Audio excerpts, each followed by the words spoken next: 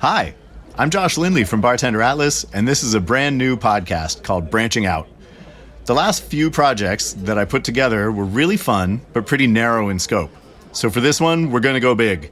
To help explain what's going on here, to ask the questions that you might have, is Jessica Blaine Smith, also of Bartender Atlas. Hi. So Jess, we've talked about this project for a while, but then producer Aaron and I kind of disappeared with the concept, and you're just getting caught up now. So what do you want to know about branching out? Are you just doing a bartender podcast where you and other bartenders talk about being bartenders? Yeah, kinda. I'm going to be talking about who inspired bartenders to get behind the wood and stay there. I want to hear about the people and the ideas that keep all our pals engaged with this wild job. So people aren't just here to promote their bars or spirits or books? Well, no, but they can if they want to. So how does an episode break down? Well, it'll be me doing an intro, not unlike this one, so that the listener has an idea of what they're getting into. Then there will be an interview with someone that we already know or that we've worked with, and in that interview, I'm going to ask them about who they learned the most from. Like an old bar manager? Yeah, sometimes. Sometimes it's an author, though. In this episode, once we get into it, Kate Chernoff talks about doing Masterclass hosted by Lynette Marrero and Ryan Chetty-Wardana, but then she also talks about some more local contemporaries and people she's been in direct contact with through cocktail competitions or doing guest shifts. Okay, so then in future episodes, you'll talk to those people that Kate drew inspo from. The ones that answer my emails, yeah. That way we can start to develop a kind of map or a family tree of who learned what from who. And are you going in order of when people get their names dropped? Not necessarily. We want to make sure that each episode of Branching Out can stand on its own, but hopefully when someone listens to an episode, they get excited to find out how that guest got there. So when does it end? I mean, I think all roads lead to Dale DeGroff, but finding the end isn't really the point. This is about showing all the different perspectives that people adopt to get to where they're at. So after having success with 2 short and sweet stories about specific drinks, you have decided to do a project that has no end? Exactly. All right, what could go wrong?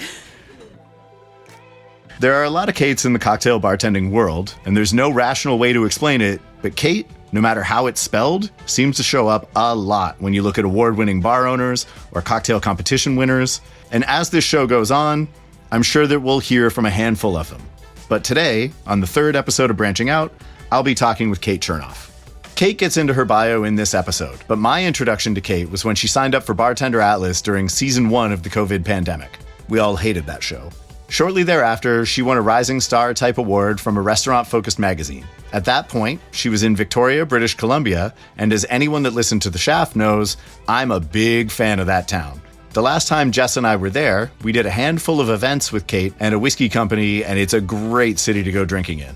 Kate has recently moved to Vancouver and walked straight into a job at one of the most lauded bars in Canada, the Kiefer Bar.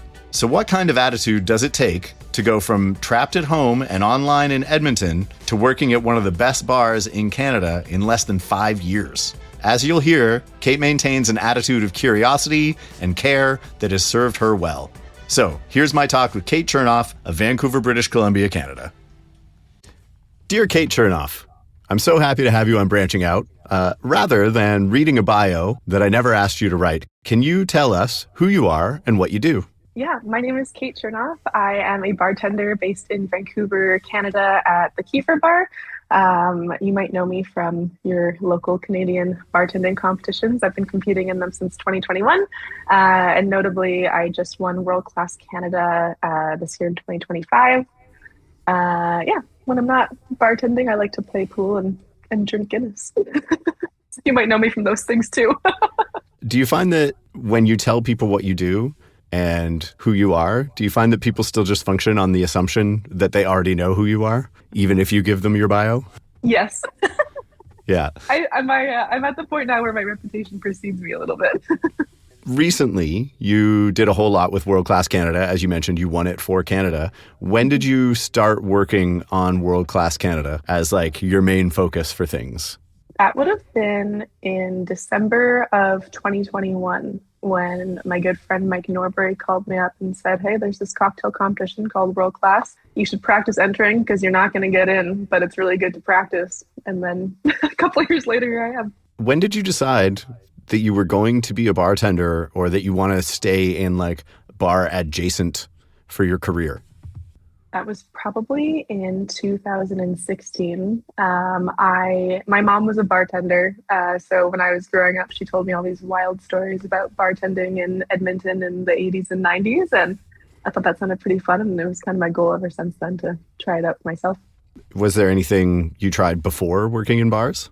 No, my first job ever was as a hostess and then a server and then a bar back. The only other job that I've had that's not industry was, well, and I guess it is industry, but not behind a bar in a restaurant, was when I co-produced a music festival in Edmonton. Did you find that there were skills from co-producing a music festival that carry over to the bar and back and forth? Yeah, I mean, with the music festival, it was called the Edmonton Rock Music Festival. I was leading a team of like 300 volunteers and Whoa. Yeah, figuring out what all the musicians wanted in their green room and stuff like that, and then doing all the social media and marketing for the festival as well. So definitely a lot of interplay and crossover. Yeah.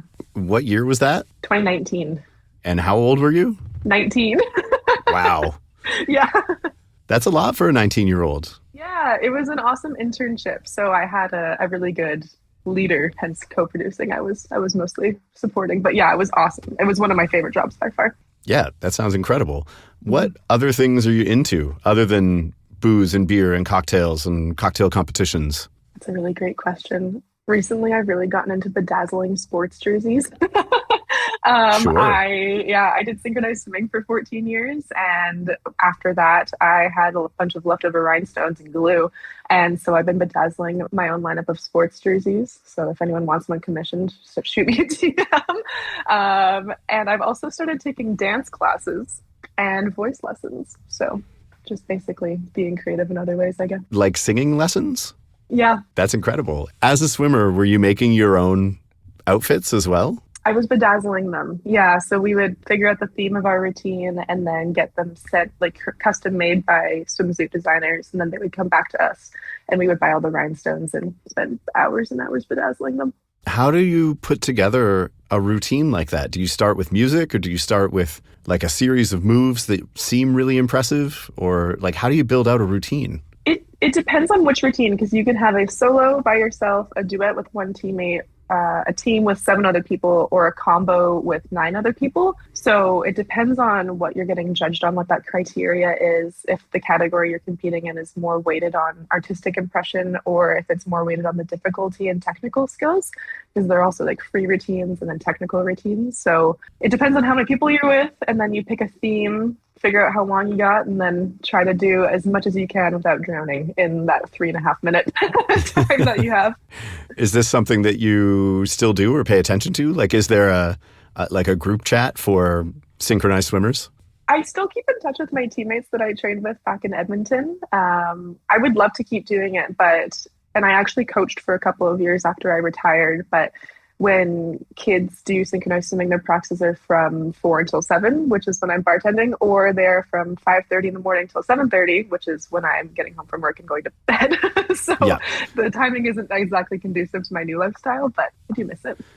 Do you ever find you're drawn back to sort of the festival production side of things as well? Is that something you would want to go back to and explore anymore? It is. It definitely is. I think for now I'm going to focus on staying rooted in Vancouver. I love my job and all the people that I work with, but I could definitely see myself getting back into festivals and event planning and curation. I really did love it. So, yeah. So what then was the turning point? I mean, we talked about your mom a little bit and how you started your first job ever was a hostess, but was there a point where you made the definite decision, bartending's for me? That's a fun question. I honestly think it was when I was hosting when I was 17. I was working at an Earl's and my host stand was right in front of the bar and there was a big window. So whenever it was slow, I would just turn my back to the door, which every great host knows that's the best thing you can do, and just watch the bartenders work. And I hosted for 3 years watching those bartenders and then served and thought, this is fun, but I really want to know what's going on back there. And then I had a bar backing, or pardon me, I had a support staff job in Victoria, and there were two restaurants that were kind of combined on the same city block, and one was a pub, one was a bistro. And every Monday during my day shift, the pub manager would manage our brunch service. And every Monday I'd be like, hey, need a bar back downstairs? Hey, need a bar back downstairs? And I think I asked him every day for a year and a half until finally he was like, oh my God, fine, whatever. If you want to go bar back downstairs, fine. And I had one bar backing shift, and it was on like March 14th, 2020. So right before everything shut down. And then, yeah, I think through the pandemic, I was just like, well, seems like a good time to learn everything about booze that I can. So I guess maybe it was during the lockdown, now that I'm actually doing that whole thought process out loud. Yeah. Yeah. That was when you made the decision, was when there was no bars to go to. Yeah. Like, I've Perfect. never been in a bar before. I should work behind one. See how it turns out. That's great. So in the lead up to this talk, when we had planned this out, I asked you to have a list of 3 or 5 people, books, drinks, etc., that really convinced you that this is what you want to do. Do we want to talk about these people and books and drinks and whatnot now? Yeah, that'd be great. Are you ready? I'm ready. So who would you say, or what would you say, while you're not behind a bar in the pandemic, what kept you there? What really drew you in and held you? I would definitely say during that time, especially specifically, the person, and I guess the thing that drew me in was the masterclass program. They have a bunch of courses on, I can't think of a single one right now, but they have a bunch of courses on stuff like the art of negotiation and cooking and all this stuff. And there was one by Ryan Chetty and Lynette Marrero on mixology. And I got masterclass, and I think that I watched that masterclass 10 times over. There were so many little tricks and tips in that masterclass that really stuck with me. And I was really drawn in. Of course, like Ryan Chetty is awesome too, but Lynette Marrero was just really particularly inspiring to me. All the restaurants that she's owned and worked with, and then finding out that she's also I believe her title is co-founder of Speed Rack, and the speed bartending competition that are for like women and femmes inclusive, and raises money for breast cancer. I just thought that how much she was involved in the industry and the huge impact that she had. And then I was sitting at home on my computer watching her saying, this is how you should make a lemonade. I really thought she was really approachable, and I wanted to be like her and kind of have an influence like she had. So Lynette Marrero was definitely my first person who I was really, really drawn to and inspired by. That's great. Is there any specific skills that you learned from that masterclass that you, rather than, the all of everything, but is there like a specific thing that maybe people that you work with or people that have watched you make drinks ask you about and you reference her specifically? Like, is there a way you hold your spoon or a way that you shake or whatever? Honestly, there were two things. One of them was a lot of their content was based off of how to batch a lot for parties.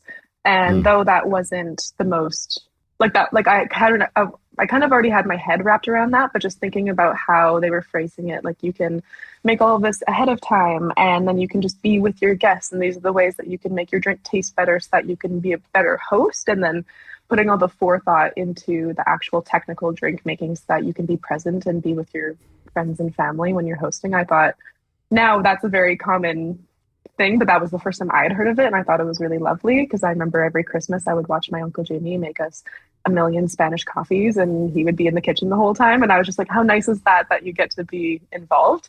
But the other thing actually was they had one of the first episodes in Masterclass, they had a episode, I suppose, where they were making lemonade, and Lynette was saying that she uses that as a test for all of her bartenders, barbacks, to see where their palates are at.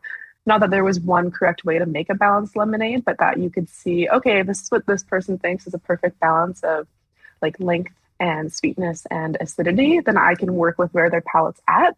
And rather than taking it as a quiz, like, how do you make lemonade? It was more just an understanding of the people she was working with and had around her. And they did a side-by-side of their favorite lemonades. And I just thought it was so simple, but so thoughtful and non-judgmental, but it gave you more context for your team. Right. You can actually see a whole spectrum of what anyone is working with or where they're starting and how they can train themselves, and being aware of when you're instructing someone, if you know where they sit, it's a whole lot easier to work with them, right? Exactly. Yeah. The first time I met Lynette, she massaged my forearms for me. It was very kind. So as you're talking about how she seems very personable, in my experience, yes, 100% true. Yes. That's awesome. Actually, I love that. Yeah. It was she told me all about fascia and how it's the connective tissue between muscle and bone or muscle and skin. I wasn't paying attention. I was very relaxed. Yeah. Who else do you think of, or what else do you think of when you think of people that have had a certain impact on you as far as your career is concerned? Definitely Caitlin Stewart. She's awesome. She's badass. I don't know if I'm allowed to swear on here. Yes, definitely. Okay, great. She fucking rocks. When I was starting my world class journey, she was the one who I felt like I just related to the most. It was kind of like, I can't think of the word right now, where you feel like you have a relationship with a celebrity. There's a word for that. It's for like crazy stalker people, but hopefully that's not how she felt. And I just thought that she of course took the competition very seriously and takes her career very seriously, but still manages to have so much fun with it and is very whimsical and personable. And then the way that she kind of like changed and aligned her brand and made herself this really like pronounced figure in the industry, and is just unapologetically herself, but has fun. Like every time I see her, I had so much respect for her. And I remember when I was going through the World Class program for the first time, when like losing my mind because of all the imposter syndrome, like what am I doing here? I would call my mom and I'd be like, I don't know, I want to be Caitlin Stewart when I grow up. And then now she's my colleague. So yeah. Have you told Caitlin the story? No, actually. I have a feeling she knows. Well, she's going to hear it now. Yeah. Have you ever gotten to work with Caitlin behind a bar? Yeah, actually, the first time that I got to work with Caitlin behind a bar, the second time is cooler, so I'm going to tell you the second time. The second time I got to work with her behind a bar was at the North America's 50 Best ceremony, which was in Vancouver. We were working at the Kettle One booth together, and it's just so fun being like the Canadian Kates, and it was so much fun. It was so surreal to have won World Class Canada, and then it was like, okay, great, good job, Kate. In a month, you're bartending at North America's 50 Best. And I was like, oh my god, this is real. She was making pickled strawberry Kettle One martinis, and I was making lime leaf cosmopolitans. When you got asked to work that booth with her, were you two communicating about what each of you was going to serve? Were you ever worried you were going to show up with the same drink or way too different of a drink? No, actually, we were just on an email chain, and they said, one of you make a martini, one of you make a riff on a Cosmo, figure it out. And then I think that they actually played pretty well together. I think that they were symbiotic for sure. So you made a Cosmo to pair with Caitlin's pickled strawberry martini. You two keep in touch now after going through the World Class program and everything? Are you forever texting each other now? Yeah, I text her all the time. We keep in touch. We're only a 20-minute train ride away from each other. So while I was getting ready for Globals, she was helping me out a lot, doing practice runs in my presentations and sitting as a judge and tasting drinks and all that stuff. So yeah, I got to go behind the famous online bar and go in her apartment. I was like, oh my god, this is so crazy, so surreal. I wanted to take photos of it. Feel like you're going on the set of your favorite TV show or something? Yeah, that was exactly it. You get to go on the Starship Enterprise? Yeah, it was pretty good. It was pretty cool. Yeah, I made a drink back there. It was awesome. Yeah. When does that video come out? That's a good question. We didn't film anything because it was all secret because it was Global's prep, but Kate and I should do that. I would love to. Top secret stuff. Someday someone will want those notebooks. Yep. Yeah. They're on. Okay. I'll put them on Craigslist, eBay. Okay. Who else or what else would you say really is like one of the pillars of your bartending career or style? I definitely, you said I can have between 3 and 5, right? Because I have 4. Yeah. Keep going. Okay, perfect. I definitely have to shout out Brant Porter of Humboldt Bar in Victoria. I worked with him for probably about 4 years all put together between two venues. He is so meticulous and focused and just so intentional about everything that he does and the way that he puts a drink program together. And the way that he put Humboldt together was really like striking how much, like, there was not like a stone unturned. It was so well thought out, and working with him was really nice. We would always work together serving the floor on Fridays and Saturdays in Humboldt. And I think there was this one shift. This is probably a story that he doesn't even know, actually, same as with the Caitlin story. So maybe they'll all listen and find out that I love them. That's what we're doing. Yeah, but I was working on a Friday night and we were serving in Humboldt, and Brant and I split the floor in half, and he said to me, "How's your section?" And I remember I said, "Oh, good. Table one's on their second round.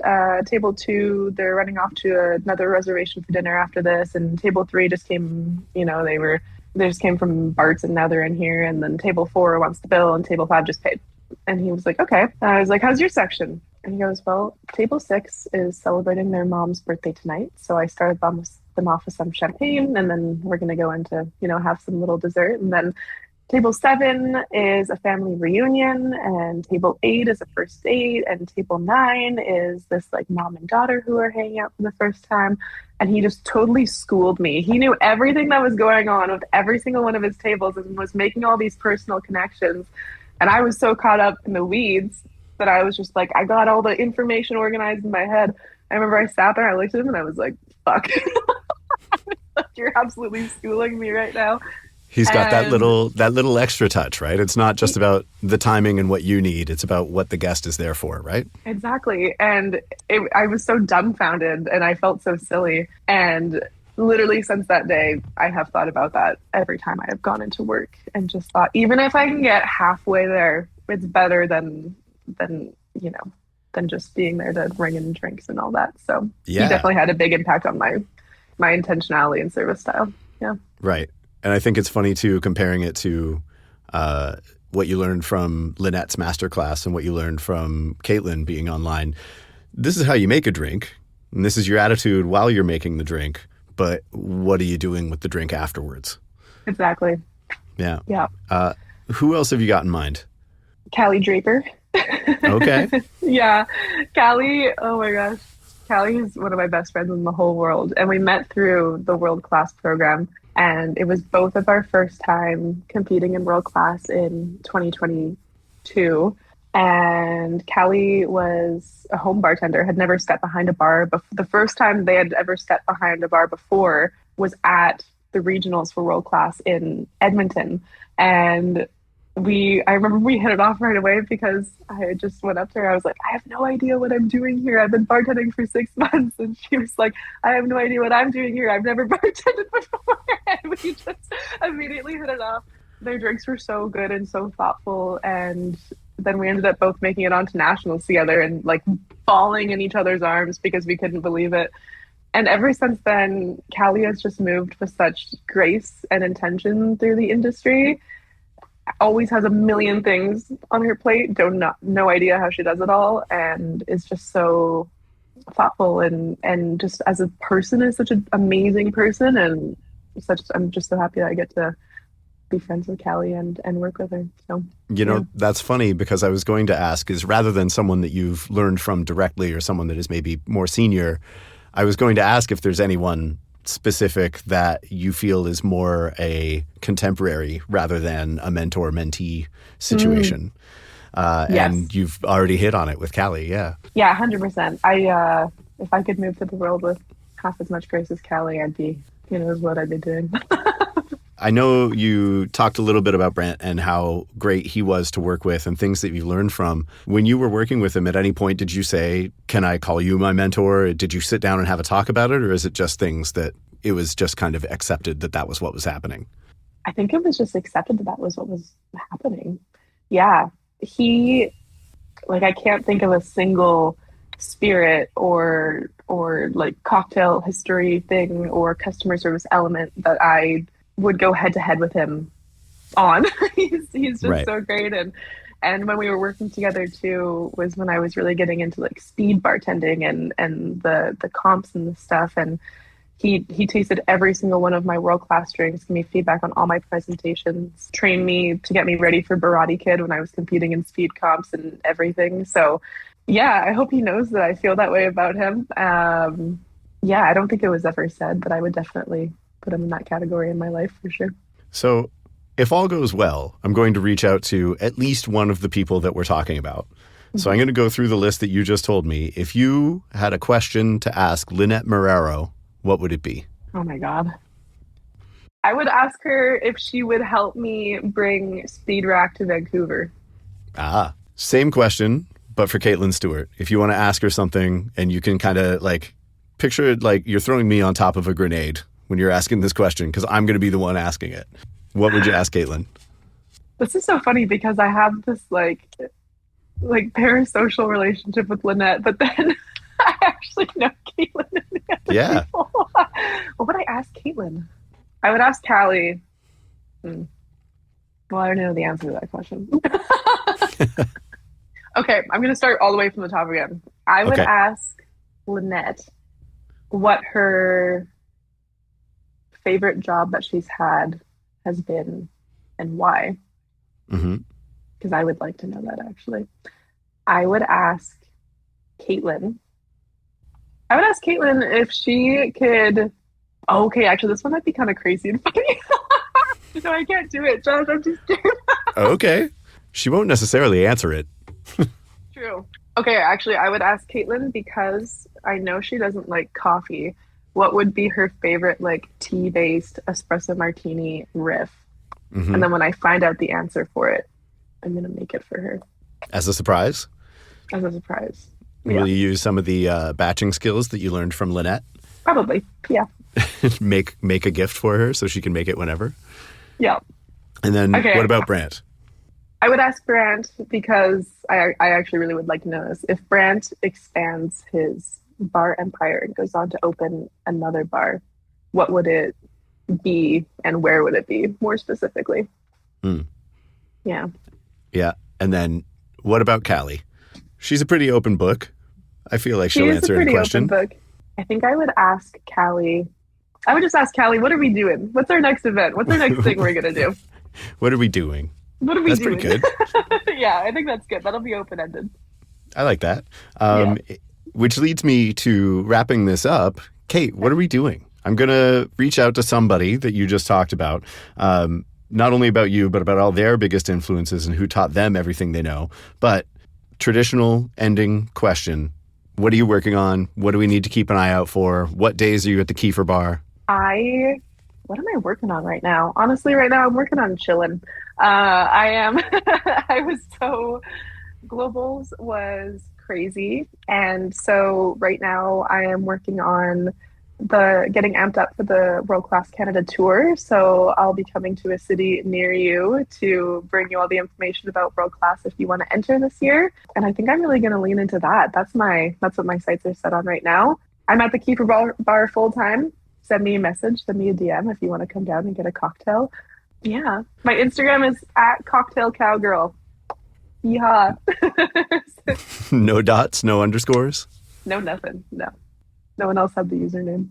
How did you come to Cocktail Cowgirl? Actually, to be honest, I knew a girl growing up in Edmonton, and her name, she's a musician, and her Instagram is Cowgirl Brooke Taylor. That's her like plug, and I thought that's nice. And then I wrote Cowgirl, Cocktail Cowgirl. I thought that was nice too, to honor my country music love and Alberta roots. Sounds like you made a riff on a classic. I did. That's what I'm known for. Perfect. Kate, thank you so much for taking the time to do it and for running up and down the street and dealing with a full coffee shop and then a not full closet. And anytime, let me know. We can do it again. Huge thanks again to Kate Chernoff for taking the time to tell us about her journey and her pals. It takes guts to talk publicly about being a fan of someone that you now call a friend. But remember, tell your friends that you love them. Also, I know that I'm going to be thinking about Lemonade even more now than I was in 2016 when the album came out. If you want more info about Kate and what she's up to, her Instagram is @cocktailcowgirl, and she works a few times a week at the Kiefer Bar in Vancouver, Canada. Killer bar. Been there many times. Last time I was there, I got a margarita from a panda. No, seriously. If you made it this far into the pod, you must hear something that you like. Please confirm that like by clicking like, and then also subscribe on whatever podcast platform that you're using. Also, please keep up on all things Bartender Atlas by following us on Instagram, and if you are one of us, a bartender, sign up to get yourself on the site. It's a great way to let the internet know what you're working on and what you're into. All that info is at bartenderatlas.com. Branching Out is built by me, Josh Lindley from Bartender Atlas, and Action Pact Studios in Toronto, Canada. Theme music was cut together by Aaron Verdonk, and hey, Aaron, I love you. Special thanks to Jessica Blaine Smith, my wife and partner in everything, for taking the time to help nail down the concept at the start of this episode. Talk soon.